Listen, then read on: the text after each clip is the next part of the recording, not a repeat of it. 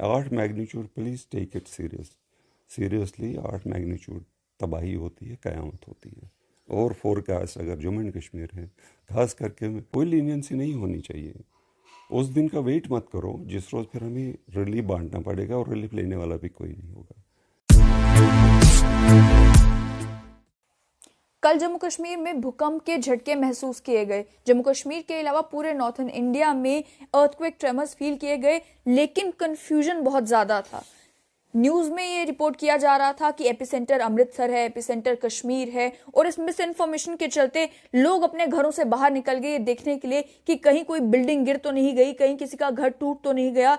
अगर एपिसेंटर जम्मू कश्मीर में अमृतसर में होता और जो मैग्नीट्यूड बताया जा रहा था अर्थक्वेक का कि 6.9 अर्थ का मैग्नीट्यूड का अर्थक्वेक आया है, 7 मैग्नीट्यूड का अर्थक्वेक आया है, ऐसे में जो डेविस्टेशन होती उस बारे में किसी ने सोचा भी नहीं। इस कंफ्यूजन के चलते रात भर लोग जो है इस कंफ्यूजन में रहे कि आखिरकार ये अर्थक्वेक ओरिजिनेट कहां से हुआ है और इस अर्थक्वेक ने कितना डैमेज किया है।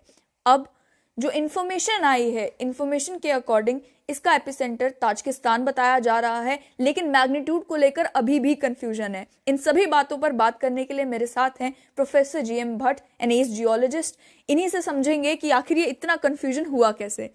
भट्ट साहब, सबसे पहले आप ही से ये समझूंगी कि नेशनल सिस्मोलॉजी सेंटर ये कह रहा था रात को कि अमृतसर एपिसेंटर है, फिर कहा कश्मीर एपिसेंटर है, मैग्नीट्यूड जितना बताया गया।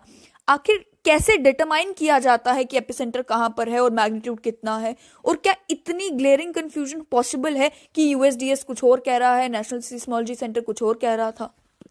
पॉली जी, ऐसा है कि पूरे जम्मू एंड कश्मीर और इंडिया में बहुत सारी जगहों पे हाई एंड सिस्मोग्राफ्स लगे हुए हैं।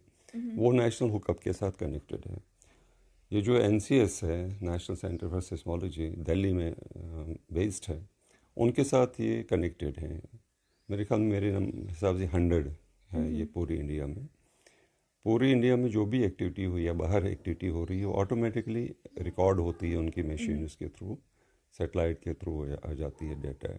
तो ऑटोमेटिक एक ये जो सॉफ्टवेयर है वो उसको कैलकुलेट करता है इमीडिएटली विद इन मिनट्स। तो इसलिए आपको इमीडिएटली इंफॉर्मेशन मिलती है कितने मैग्नीट्यूड का है, लोकेशन क्या है। तो ये कहा गया है कि मैंने भी इस बार देख रहा था कि एनसीएस की भी क्लैरिफिकेशन है कि ये मशीन एरर था। उसमें इनिशियली उन्होंने कहा कि 7.5 मैग्नीट्यूड अर्थक्वेक आया कश्मीर में, एपिसेंटर श्रीनगर से 35 किलोमीटर अवे। उसके बाद थोड़ा सा टाइम के बाद कहा कि अमृतसर में है, मैग्नीट्यूड इज़ 6.1। तो लेकिन ऐसे जैसे हमने भी यहाँ फील किया जम्मू में, कश्मीर में, इंडिया, पाकिस्तान और अफ़गानिस्तान में भी फील किया गया इसको। लेकिन जिस तरह की शेकिंग थी, लगता नहीं था कि 7 के ऊपर है। ये तो ऐसा नहीं था, और इस एरिया में नहीं हो सकता। तभी जैसे कि हमारी कल रात को भी बात हुई, तो मैंने कहा ये नहीं होगा यहाँ पे, ये ताजिकिस्तान उसी पामीर बेल्ट में है कहीं पे। तो लेट आवर्स में फिर नाइट में जब न्यूज़ आई, वो एनसीएस ने भी कंफर्म किया, यूएसजीएस ने बताया इनिशियली, तो वही ताजिकिस्तान है, जगह एक है, बदख्शां के आसपास है वो जगह जहाँ पे ये एपिसेंटर था इसका। और वो अमृतसर से ऑलमोस्ट या दिल्ली से 421 किलोमीटर दूर था। तो इतना बड़ा एरर, मशीन एरर है शायद, या ह्यूमन एरर है। तो ये हुआ, जिससे डेफिनेटली कन्फ्यूजन क्रिएट हुआ, स्केयर भी हो गए लोग। और ख़ास करके जम्मू एंड कश्मीर में कहना कि 7.5 मैग्नीट्यूड का अर्थ को एक कश्मीर में एपिसेंटर, तो कुछ भी नहीं बचता। वही समझ रहा हूँ कि उड़ी के बाद का जो एक्सपीरियंस है जम्मू कश्मीर के लोगों को उस अर्थक्वेक के बाद का, उसके बाद डू यू थिंक कि जम्मू कश्मीर में प्रिपरेशन हुई है कि अगर इस तरीके के मैग्नीट्यूड का अर्थक्वेक आया होता, जिस तरीके से एरर के तरीके से रिपोर्ट किया गया, अगर सच में आया होता, वर वी प्रिपेयर? नो, बिल्कुल हम प्रिपेयर नहीं हैं। हमने 2005 के अर्थक्वेक के बाद कुछ सीखा नहीं है। मैं ये कहूँगा कि उस वक्त government of Jammu and Kashmir, government of India ने काफ़ी कोशिश की। आपको याद होगा कि जाड़ा आने वाला था, बट ये विंटर आने वाला था आगे। लोग फिर से वो मकान बनाने के चक्कर में थे कि सर्दियाँ आएंगी, तो वो बना रहे थे। 300 इंजीनियर्स को यहाँ ट्रेन किया गया।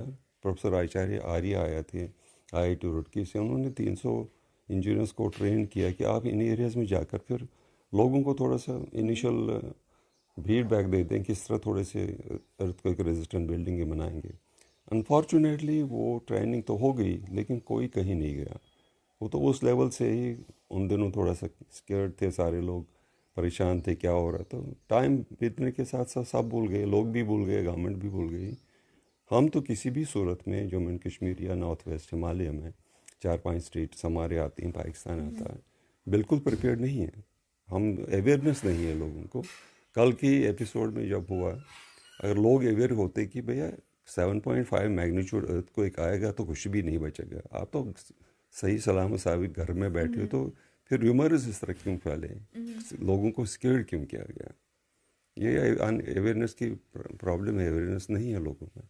अवेयरनेस की क्योंकि आपने बात की, आम लोगों के लिए, जो लोग आपको इस समय देख रहे हैं, उनके लिए समझना चाहूंगी कि जब कोई अर्थक्वेक आता है इंडिया में और स्पेशली नॉर्थ इंडिया में, अगर इस तरीके का आ रहा है, नेशनल सिस्मोलॉजी सेंटर कर सकता है, तो कौन सी जगह पर जाकर एक आम आदमी चेक कर सकता है कि मैग्नीट्यूड कहाँ है, एपिसेंटर कहाँ है, अर्थक्वेक कहाँ पर आया है, फिर एक अंदाजा लगाया जा सकता है कि डैमेज कितना हुआ है? तो कौन सा वो प्लेटफॉर्म है जहां पर जाके चेक किया जा सकता है?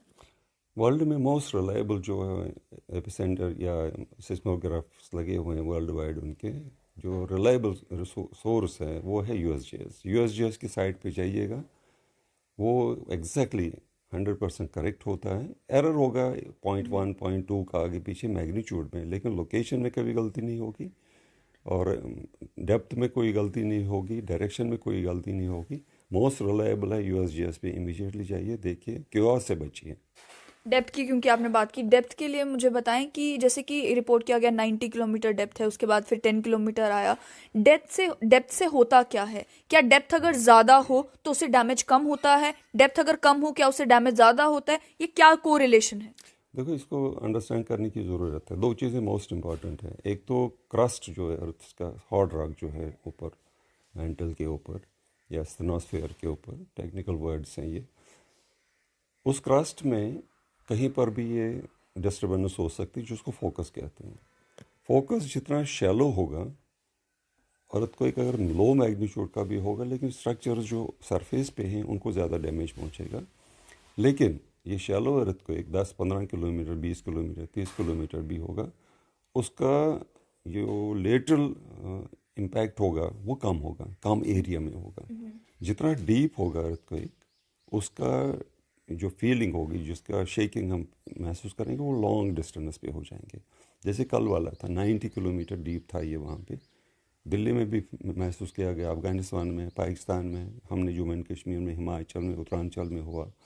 अगर ये अर्थ को एक 10 किलोमीटर के ऊपर होता ताजिकिस्तान में भी, यहाँ तो हम फील ही नहीं करते। ये डिफरेंस है डीप होने का। डीप अर्थ को एक होगा तो बहुत डिस्टेंस पे फील किया गया जाएगा, लेकिन डेस्टिनेशन कम होगी। अगर अर्थ को एक शैलो होगा 10, 15, 20, 30 किलोमीटर, जैसे मुजफ्फराबाद का अर्थ को एक था 26 किलोमीटर डेप्थ पे था, उस एरिया में आसपास बहुत डैमेज होगी, लेकिन वो दूर दूर तक फील नहीं किया जाएगा। ये दोनों में डिफरेंस है। यहीं पर उड़ी में जैसे अर्थक्वेक जब आया था, इस टाइम पर जम्मू कश्मीर में क्या ऐसा बड़ा अर्थक्वेक आने की संभावना है या उससे भी बड़ा अर्थक्वेक आने की संभावना है? वहीं साथ ही में जैसे ताजिकिस्तान में अर्थक्वेक आया, यहाँ तक ट्रेमर्स फील किए गए, क्या हमारी नज़र जो है वो इन आसपास के एरियाज पर भी है? क्योंकि यहाँ पर भी अगर एक बड़े मैग्नीट्यूड का अर्थक्वेक आता है तो डैमेज तो जम्मू कश्मीर में भी होगा, तो क्या कोई पॉसिबिलिटी है? रॉजर बिलहम जो यूएसए के सिस्मोलॉजिस्ट हैं, वर्ल्ड रिनाउंड सिस्मोलॉजिस्ट हैं, उनका कंटिन्यूसली पाकिस्तान, इंडिया में काम किया है उन्होंने। 40-45 साल से काम कर रहे हैं। वो वर्ल्ड के सबसे बड़े सिस्मोलॉजिस्ट माने जाते हैं। उनका फोरकास्ट है इस रीजन के लिए कि यहाँ पे अर्थ को एक मैग्नीट्यूड आने के चांसेस हैं। उसका राइट रिटन में है, पेपर छपा हुआ है। जम्मू एंड कश्मीर में 8.2, एक पॉसिबिलिटी ये भी 8.6 भी पॉसिबिलिटी है। ये पॉसिबिलिटी है, हम इसको प्रेडिक्शन नहीं कह सकते। टाइम भी है नहीं, 35-40 साल के स्पेन में वो कहते हैं कि ऐसा पॉसिबिलिटी है इस रीजन में। ये पॉसिबल है। इंडियन सिस्मोलॉजिस्ट भी काम कर रहे हैं इसमें। यहाँ पर भी बहुत सारे सिस्मोलॉजिस्ट, बड़े वर्ल्ड रिनाउंड सिस्मोलॉजिस्ट हैं। उनका भी ये ख्याल है कि अगर 8.6 या 8.2 नहीं होगा, 8 पॉसिबल हैं। 8 इज़ पॉसिबल। लेकिन 8 अर्थ को एक मैग्नीट्यूड जम्मू एंड कश्मीर के आसपास कहीं एरिया में आएगा, यू कैन से कल का 5.3 कहते हैं NCS वाले, या 5.9 USGS, अगर यही 8 होगा और यहाँ होगा आसपास में, तो दिल्ली, पंजाब में चंडीगढ़, लाहौर, ये बड़ी बड़ी सिटीज़ हैं, यहाँ क्या हशर होगा तो आप अंडरस्टैंड कर सकते हैं। हर्षद की बात करेंगे क्योंकि कल जब रात को भूकंप के झटके आए, कुछ लोग तो नींद से जागे, कुछ लोगों की सोच भी जाग गई कि क्या मेरा घर सेफ है, अगर बड़ा अर्थक्वेक आएगा क्या मेरा घर गिर जाएगा या खड़ा रहेगा। तो उसी के लिए समझना चाहूंगी कि कश्मीर में अर्थक्वेक के बाद क्या जम्मू कश्मीर में जो स्ट्रक्चर्स बनाए गए हैं, जो बिल्डिंग्स बनाई गई हैं, जो लोगों ने अपने घर बनाए हैं, क्या वो अर्थक्वेक रेजिस्टेंट है, कि इस तरीके का अर्थक्वेक अगर आता है क्या वो स्ट्रक्चर स्टैंड कर पाएंगे, या फिर कितने मैग्नीट्यूड तक का अर्थक्वेक अगर जम्मू कश्मीर में एपिसेंटर होता है तो ये घरों को गिरने में जो है ज़्यादा टाइम नहीं लगेगा। देखिए, ये समझने वाली बात है। जम्मू एंड कश्मीर में खास करके ये नॉर्थ वेस्ट हिमालय में, जम्मू एंड कश्मीर की बात स्पेसिफिक नहीं करनी चाहिए। नॉर्थ वेस्ट हिमालय है, इसका पाकिस्तान भी आता है हमारा, अप टू ये जो हमारा उत्तरांचल है, उत्तराखंड, यहाँ तक जितने भी स्टेट्स हैं, पंजाब है, हरियाणा है, इनका इम्पैक्ट होगा। एपिसेंटर अगर इस एरिया में कहीं पे होगा, 60 किलोमीटर्स के रेडियस में कोई भी इंजीनियर्ड स्ट्रक्चर 8 मैग्नीट्यूड अर्थक्वेक को सस्टेन नहीं करेगा। 60 किलोमीटर्स के रेडियस में, और शैलो अर्थक्वेक होगा, जो कि यहाँ होता है 30 किलोमीटर मैक्सिमम डेप्थ होती है यहाँ पे। अगर ये 8 अर्थक्वेक कभी आया इस एरिया में, जो कि लाइकली है, ऐसा पॉसिबल है, प्रेडिक्शन भी है, डाटा भी यही कह रहा है, तो हम प्रिपेयर्ड नहीं हैं फिर उसके लिए। ये तो स्ट्रक्चर्ड इंजीनियर्ड बिल्डिंग्स की बात कर रहा हूँ मैं। जो आम लोग घर बनाते हैं वो कहाँ खड़े रहेंगे, वो तो होंगे ही नहीं। तो हमें एक सीरियसली सोचना चाहिए कि हमें अपनी बिल्डिंग स्ट्रक्चर उसको करेक्ट करना चाहिए और उनको एटलीस्ट अर्थक्वेक रेजिस्टेंट बनाना चाहिए। Earthquake proof building is not possible. Earthquake resistant building कहने का मतलब ये है कि जो रूफ है ना, वो ये नीचे फ्लोर पे नहीं, फ्लैट नहीं होना चाहिए। क्रैक्स होंगी, साइड में गिरेगी बिल्डिंग, वो इस तरह की सेफ स्ट्रक्चर्स बनाने की पॉसिबिलिटी भी है, पॉसिबल भी है, करना चाहिए, लेकिन हम नहीं करते। अगर एक रेजिस्टेंट बिल्डिंग हम बनाने की कोशिश भी करते हैं, वो कहाँ तक सही होती है खुदा ही जाने। क्या आपको कभी किसी का फोन आया है, कोई आम आदमी जो जियोलॉजिस्ट को कंसल्ट करना चाहे कि मैं घर बनाने जा रहा हूँ, आप मुझे बताएं कि जियोलॉजी के लिए क्या कुछ चीज़ों का मुझे ख्याल रखना है, कौन कौन सी गाइडलाइंस मुझे फॉलो करनी है, क्या क्या नॉर्म्स मुझे फॉलो करना है? आपने क्या ये ट्रेंड देखा है यहाँ पर? पढ़े लिखे लोगों में जो जान पहचान के हैं, कभी कभी किसी का फ़ोन आ जाता है, रेयर, मे बी 1-2% पॉपुलेशन में। अदरवाइज़ फ़ोन आएंगे, क्या होने वाला है यहाँ पे, घर की बात कोई नहीं करता। बल्कि उल्टा मैं कह ही देता हूँ, भैया अपनी बिल्डिंग बनानी हो तो ये टिडबिट्स हैं थोड़े बहुत। को एक रेजिस्टेंट बिल्डिंग अगर आपने बनानी है, 10% कॉस्ट ज़्यादा लगेगा। जहाँ आप 10 लाख रुपए खर्च करते हो, 11 लाख खर्च करो, दैट ट्रैप मत बनाओ, बहुत ज़्यादा नहीं लगेगा। तो पॉसिबल है ये, और हमारे हाथ में बस इतना ही है कि हम अपने स्ट्रक्चर उसको करेक्ट कर सकते हैं। अर्थक्वेक तो रोक नहीं सकते आप, सोच सकते हैं, दुआ कर सकते हैं, उससे कितना रुकेगा गॉड नोज, लेकिन अपने हाथ में है कि अपने स्ट्रक्चर्स को आप सेव कर लो। लेकिन भट्ट साहब, जैसे जाने कि गवर्नमेंट बिल्डिंग्स जो हैं, जो गवर्नमेंट क्वार्टर्स हैं, क्या वो इस तरीके से बनाए गए हैं कि वो अर्थक्वेक रेजिस्टेंट है, या सरकार भी सीरियस नहीं है इन चीज़ों को लेकर? नहीं, सरकार तो सीरियस होती है हमेशा। अगर आप देखेंगे इंजीनियर्ड स्ट्रक्चर अगर बनाएंगे तो ऑलमोस्ट, अगर घर हम खुद बनाएंगे 3 टाइम्स उसमें कास्ट ज़्यादा होता है, सब जानते हैं, इस तरह प्लान बनता है उसका। लेकिन जो 2005 वाली भी मैं फिर बात करूँगा, उस वक्त हमने इस हमारे जम्मू एंड कश्मीर में 54 विलेजेस को हमने टंगडार और उस ओडी सेक्टर में विज़िट किया, पुंछ में विज़िट किया। जहाँ कहीं भी गवर्नमेंट बिल्डिंगें थी वो फ्लैट हो चुकी थी, प्राइवेट घर कहीं कहीं खड़े थे। इसका मतलब है कि वो अप टू द मार्क नहीं है। उसके बाद जो बिल्डिंगें बनी तो उसी हिसाब से बनती है, पेपरों में सब कुछ ठीक ठाक होगा, लेकिन क्या वाकई वो अर्थक्वेक रेजिस्टेंट बिल्डिंगें बन रही हैं कि नहीं बन, देखने वाली बात है। एग्जाम्पल हमारे सामने है, स्कूल्स, कॉलेजेस सारे गिर चुके थे, लेकिन दजी दीवारी वाला सिस्टम जो था, जो हमारे यहाँ कल्चर था, या ताक सिस्टम था, वो बिल्डिंगें खड़ी थी, क्रैक हो गए थे, गिरी नहीं थी कोई। सो इसको सीरियसली गवर्नमेंट को भी सोचना चाहिए। और सबसे पहली बात है, जो टेक्नोक्रेट्स हैं, वी शुड बी ऑनेस्ट, जो करना है सही सही करो, क्योंकि अर्थक्वेक तो मारता नहीं है, इट इज़ बिल्डिंग स्ट्रक्चर्स जो मारता है, जो किल करता है। उस पर हमें सीरियसली सोचना चाहिए, और गवर्नमेंट डेफिनेटली सीरियस है। मैं ज़िमनी बात करना कर्ज करूँगा। मेरी शॉर्ट मुलाकात हुई थी गवर्नर हमारे एलजी साहब हैं, मनोज सिन्हा साहब।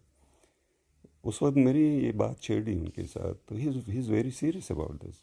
उन्होंने कहा बिल्कुल। मैंने ये कहा सर हमारे यहाँ ये वल्नरेबल एरिया, जैसे मैंने कहा ना आपको, वर्ल्ड क्लास सिस्मोलॉजिस्ट का प्रेडिक्शन है, फोरकास्ट है 8.2 मिनिमम, 8.6 मैक्सिमम अर्थक्वेक आने वाला है।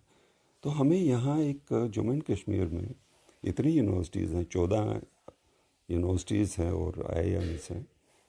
एक सिस्मोलॉजी सेंटर होना चाहिए यहाँ पे, ताकि हम देखें हमारे इस एरिया में क्या हो रहा है। यहाँ कोई 40-50 के आसपास सिस्मोग्राफ्स लगे हुए हैं, 3-4 एजेंसीज करती हैं, सारे अपने अपनी रफली बजा रहे हैं। डाटा कोई यूज़ करता है, उस पर कोई एनालिसिस होती है, कौन क्या करता है, नोबडी नोस। लेकिन कोई कोऑर्डिनेटेड एफर्ट है ही नहीं। इतना करोड़ों रुपए इस पे खर्च हुआ है। तो उसने ही इज़ वेरी सीरियस। उसने कहा बिल्कुल ये करेंगे हम, हमने यहाँ पे एक सेंटर खोलना है। लेट्स होप कि वो उनका आइडिया है, जो मैं समझता हूँ बहुत सीरियस है। हर जगह जाते हैं, खुद आम लोगों के पास पहुँचते हैं।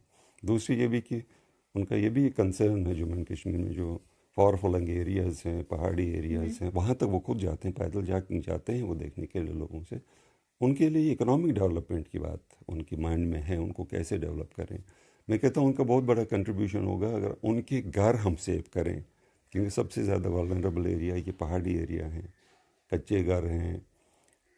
थोड़ा सा अर्थ शेक हो से 6 मैग्नीट्यूड का भी तो वो घर गिर जाएंगे। गरीब आदमी के लिए घर सब कुछ होता है, पूरी जिंदगी लग जाती है घर बनाने में। घर अगर उसको किल करेगा तो फिर क्या बचता है, किसके लिए बचता है। बट साहब अर्सवाइल डोडा डिस्ट्रिक्ट की बात करेंगे, वहां पर भी क्योंकि छोटे छोटे अर्थक्वेक्स जो हैं आते रहते हैं, फ्रीक्वेंट अर्थक्वेक्स आते रहते हैं, तो वहां पर समझना चाहूंगी कि कारण क्या है। क्या जो बगलियार डैम वहां पर बनाया गया और जो डैम्स हम अक्रॉस जम्मू कश्मीर या अक्रॉस इंडिया कंस्ट्रक्ट कर रहे हैं, क्या वो भी एक फैक्टर है जो अर्थक्वेक्स में कंट्रीब्यूट करता है, या डैम्स को कोई लेना देना नहीं है।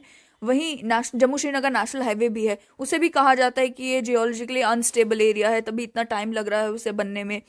तो उसके अंदर भी क्या उन डैम्स का कुछ कंट्रीब्यूशन है, या ये सारी चीजें जो हैं they are not linked together.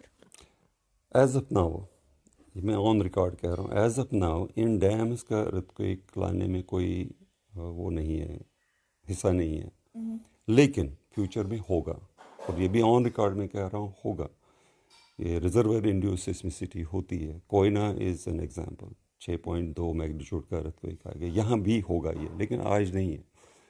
Kishtwar area में जो भी एक्टिविटी हो रही है वो टेक्टोनिक एक्टिविटी है, उसकी वजह से हो रही है। क्लस्टर है वहाँ पे।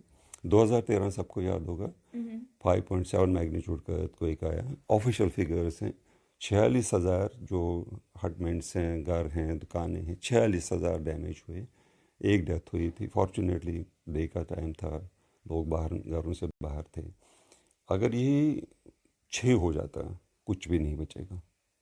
ये हमें सीरियसली लेना चाहिए। और डैम्स जो हैं, अगर एक भी डैम कभी ब्रेक हुआ, 4-5 डैम इस वक्त है, 4-5 इस वक्त कंस्ट्रक्शन के स्टेज डिफरेंट स्टेजेस पे हैं। अगर अपस्ट्रीम कोई एक डैम ब्रेक हो गया तो डाउन स्ट्रीम सब डैम ब्रेक होके जितना पानी आएगा, डिवास्टेशन जितनी होगी अनइमेजिनेबल। ये सिर्फ इंडिया को, हमें, हमारे स्टेट को नहीं इम्पैक्ट करेगा, पाकिस्तान को भी इम्पैक्ट करेगा। It has to be taken seriously. Earthquake अभी तो है ही टेक्टोनिक एक्टिविटी है, ये क्लस्टर है जहाँ पे एक्टिविटी हो रही है, लेकिन फ्यूचर में डेफिनेटली ये डैम भी कंट्रीब्यूट करेंगे, इसमें ट्रिगर हो सकता है। आखिर में भट्ट साहब, जम्मू कश्मीर में स्पेसिफिकली बात करूं तो जम्मू कश्मीर में सबसे वनरेबल एरियाज कौन से हैं? वनरेबल इस सेंस में कि जहां पर अर्थक्वेक आने के चांसेस भी ज़्यादा हैं और जहां पर डेविस्टेशन ज़्यादा होने के चांसेस भी ज़्यादा हैं। Whole of Jammu and Kashmir epicentre जो है, अगर जो जैसे फोरकास्ट किया जाता है, अगर पीर पंजाल है या ज़ांस्कार है, हम उस रेंज में हैं। 8 अगर आएगा तो कुछ भी नहीं बचेगा। हमारे पास टाइम है, अगर 50 साल 60 साल तक की फोरकास्ट है कि शायद होगा कभी 8 और 8+। This is perfect length of time to correct your structures. This is perfect length of time for government to think seriously. Building codes हैं हमारे स्टेट के लिए, आर्य साहब ने बनाए हैं, क्या किसी को मालूम भी है? भाई अप्रोच गवर्नमेंट, उनको बता दो, इम्प्लीमेंट करो, सख्ती से इम्प्लीमेंट करो, कोई लीनियंसी नहीं होनी चाहिए। उस दिन का वेट मत करो जिस रोज़ फिर हमें रिलीफ बांटना पड़ेगा और रिलीफ लेने वाला भी कोई नहीं होगा। 8 magnitude, please take it seriously. 8 magnitude तबाही होती है, क़यामत होती है। और फोरकास्ट अगर जम्मू एंड कश्मीर है, खास करके मेरी बात हुई है एलजी साहब से, ही इज़ कन्विंस्ड कि ऐसा है। मैं फिर से अपील करूंगा उनको कि इस पर सीरियसली थॉट दें, इसको seriously as early as possible implement करें। बाकी हमारे पास एक्सपर्टीज़ हैं, हम तो हैं एट डिस्पोजल। बहुत बहुत शुक्रिया भट्ट साहब। नेचुरल कैलामिटीज़ की जहाँ तक बात आती है, प्रिडिक्ट करना पॉसिबल नहीं है, लेकिन प्रिकॉशंस लिए जा सकते हैं। अर्थक्वेक, अगर यूएस के सिस्मोलॉजिस्ट कह रहे हैं कि जम्मू कश्मीर और ये जो नॉर्थ इंडिया है, यहाँ पे ये वनरेबल सेक्शन है, यहाँ पर बड़ा अर्थक्वेक आने की पॉसिबिलिटी है, तो क्यों ना हम अपने घरों को सेफ बनाएं। जो बिल्डिंग्स है, जो सरकारी बिल्डिंग्स हैं, उन्हें सेफ करने का काम भी सरकार का है, और ये जो बिल्डिंग बायलॉज हैं उन्हें एनफोर्स करने का काम भी सरकार का है। आपको और मुझे ये करना है कि हम पैसे बचाने के चक्कर में अपनी जान से हाथ न धो बैठे।